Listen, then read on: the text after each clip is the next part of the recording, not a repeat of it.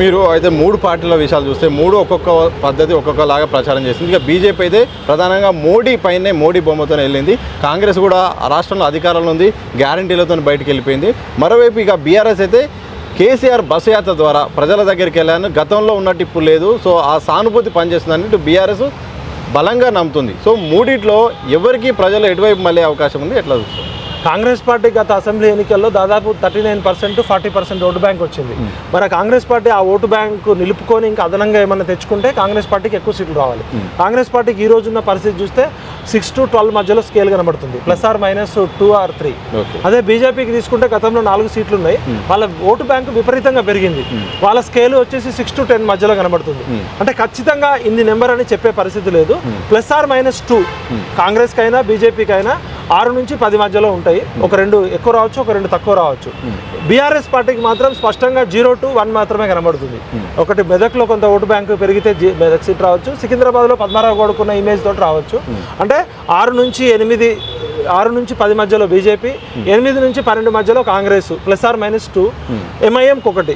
ఇది ఈ రోజున్న సమాచారం. బట్ ఈ ఒక్కొక్క పార్లమెంట్లో మినిమం 10 లక్షల నుంచి 15 లక్షల 20 లక్షల ఓటు బ్యాంక్ ఉంది. ఏ సర్వే చేసినా కూడా శాంపుల్ సర్వే 5,000 10,000 ఓటు ఎవరికన్నా ఎక్కువ చేయలేరు. ఇది మన అంచనాలు మాత్రమే తప్ప ఖచ్చితంగా ఎవరు చెప్పలేరు. ఇంటెలిజెన్స్ వాళ్ళు చెప్పలేకపోతున్నారు, సర్వే సంస్థలు చెప్పలేకపోతున్నారు. ఓవరాల్గా బీజేపీ ఊహించిన దానికన్నా చాలా ఎక్కువ పుంజుకుంది. ఆ పుంజుకున్న ఓటు శాతం అనేది బీఆర్ఎస్ నుంచి ఎంత ఓటు శాతం తిన్నది, బీఆర్ఎస్ ఎంత వీక్ అయితే బీజేపీకి అంత అడ్వాంటేజ్ లేదు. కాంగ్రెస్ పార్టీ తన ఓటు బ్యాంకును అట్లనే కాపాడుకొని దాదాపు మొన్న 64 సీట్లు గెలిచిందంటే 9 పార్లమెంట్ 9 ఏళ్ళు 63 అంటే 9 సీట్లు మినిమం కాంగ్రెస్కి రావాలి. బీజేపీకి 4 నుంచి ఎన్ని వచ్చిన అడ్వాంటేజ్, బీజేపీకి పెద్ద నష్టమేం లేదు.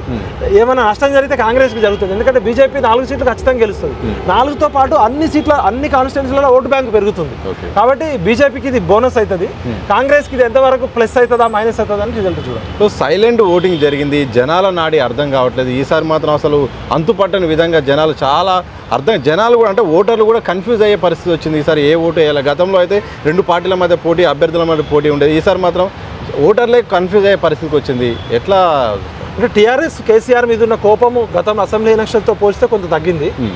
బీఆర్ఎస్ పార్టీ తన ఓటు బ్యాంకును ఎంతవరకు నిలుపుకుంటుంది అనేది ఒక కీలకము. తన ఓటు బ్యాంక్ ఒకవేళ తగ్గితే అది బీజేపీకి పోతే బీజేపీకి లాభము. కాంగ్రెస్ తన ఓటు బ్యాంకు నిలుపుకుంటూ అదనంగా ఎంత తీసుకుంటుంది చెప్పొచ్చు. ఈ పార్లమెంట్ ఎలక్షన్స్లో తెలంగాణలో ప్రతి ఒక్క పార్లమెంట్ కాన్స్టిట్యున్సీ ఒక డిఫరెంట్గా ఉంది. ట్రయాంగిల్ ఫైట్ కూడా కొన్ని చోట్ల కనబడుతుంది. బీఆర్ఎస్ కూడా కొన్ని చోట్ల సెకండ్ థర్డ్ ప్లేస్కి వచ్చే అవకాశం ఉంది. కాబట్టి ఇతమిద్దంగా బీజేపీకి కొంత వేవ్ కనబడుతుంది. అది ఎన్ని సీట్ల వరకు వస్తుందో తెలియదు, కానీ పాజిటివ్గా బీజేపీకి యూత్లో కానీ మొన్ననే కాంగ్రెస్ కోటేసినాం, ఈసారి పార్లమెంట్కి మోడీని పంపిద్దాం. గ్రామీణ ప్రాంతాల్లో బీజేపీ పార్టీ గురించి తెలియని వాళ్ళు కూడా మోడీ కోటేస్తాం అంటున్నారు.